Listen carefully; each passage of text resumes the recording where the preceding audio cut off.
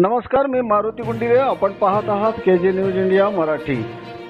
साहित्य सम्राट लोकशाहीर comrade doctor Annabhau Sathe यांची 105वी जयंती मोठ्या उत्साहात साजरी.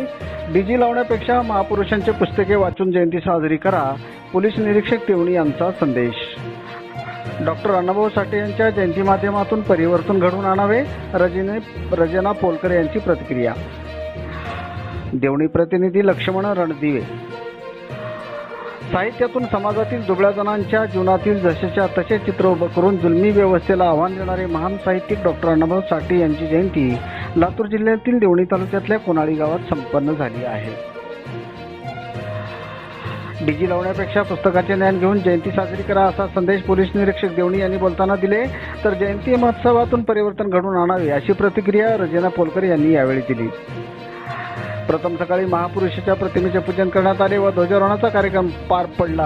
हा ध्वजारोहण पोलीस उपनिरीक्षक सुग्रीव कोरडामंगले यांच्या हस्ते करण्यात आले आहे. या कार्यक्रमाचे अध्यक्ष सामाजिक कार्यकर्ते शिवभाऊ कांबळे हे होते.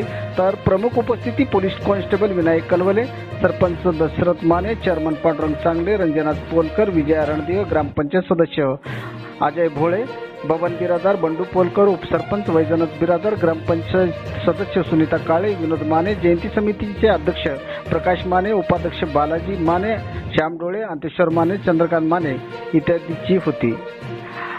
तर पवन माने, दत्ता माने, नागनाथ माने, काशीनाथ माने, देवीदास डोळे, प्रेमराज माने, संपताबाई माने, सुनंदाबाई डोळे हे सुद्धा यावेळी उपस्थित होते.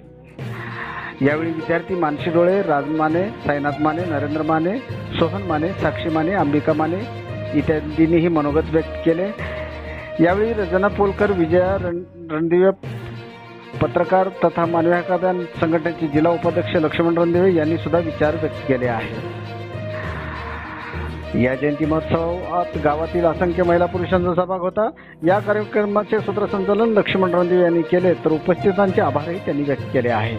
केजे न्यूज इंडिया मराठी प्रतिनिधी देवणी. व्हिडिओ पॅलेसला सबस्क्राइब करा आणि बेल आयकॉनवर क्लिक करायला विसरू नका.